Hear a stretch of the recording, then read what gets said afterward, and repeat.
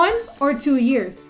Remember, 1-year program will earn you 1 year of PGWP, and 2-year program will give you 3 years of PGWP. The length of your program of study should depend on your chances of getting a PR status after studying. You should plan this carefully because the last thing that you want to worry about is getting out of status because your PGWP expired without getting an invitation to apply for PR. For most mature international students that I know, with a CRS score in the high 300s, 1 year of PGWP is not enough because it will only earn them 1 year of Canadian work experience, that is provided they get a job as soon as they graduate. They earn that 1 year and then they qualify for the CEC program of Express Entry. But it doesn't mean that they'll automatically get an invitation to apply. It will still depend on their CRS score and the EE draw cutoff during that time. So there's a chance that the 1-year PGWP status will expire while waiting for ITA if they took that 1-year program. However, if you studied for 2 years, you will get 3 years of PGWP. So you will have sufficient time to process your PR application without getting out of status. But I'm not saying that it's impossible. In my case, I took a 2-year program and my PGWP was valid for 3 years. But I barely used my PGWP at all because right after my program, I received a notification of interest from Alberta's PNP or AINP. Then after 2 months, I was nominated by the province. I submitted our PR application, then it was approved in about 7 months of processing. So that's nearly 1 year after my program finished. Technically, I could have just taken a 1-year program if I knew that I will be invited by the province immediately. However, there's no way I can predict that because in-demand occupations in Alberta changes every now and then. So there's a possibility that this will not be my case. What am I trying to say is I don't want to risk being out of status, especially if I know my CRS score is way lower than the cutoff. On the other hand, there are a number of students who successfully got their PR by studying a 1-year program. Those that I know have borderline CRS scores who only needs about 20 to 30 points to get an ITA. So it is important to know your CRS score before you start studying so you can plan wisely.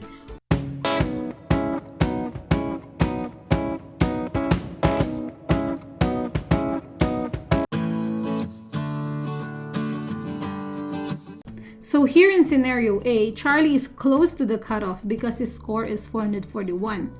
So if he studied for a year in Canada, his score will increase by 48 points as seen here. He will end up with 489 points, which is enough for him to reach the CRS cutoff.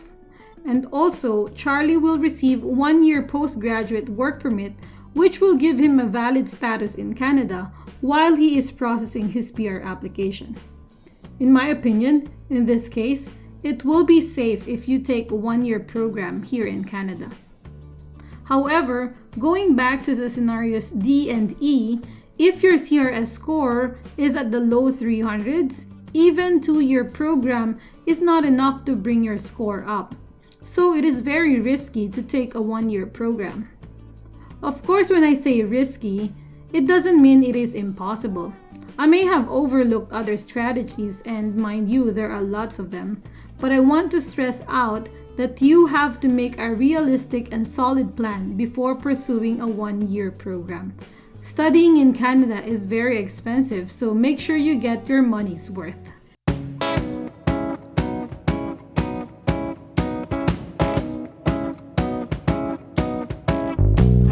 Employability of spouse.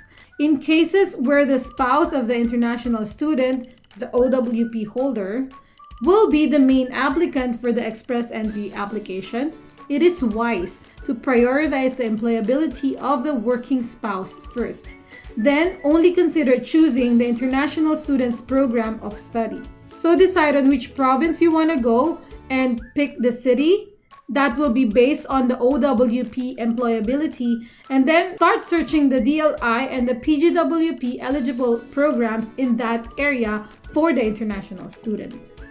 If you are coming to Canada with a spouse, this is your best chance of getting a PR status. How does that work? Let me explain. First, calculate each of your CRS scores. Treat it as if each one of you is the main applicant for PR.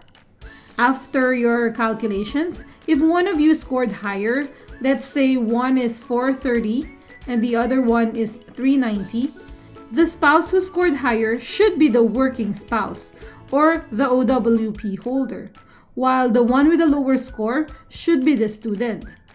Why?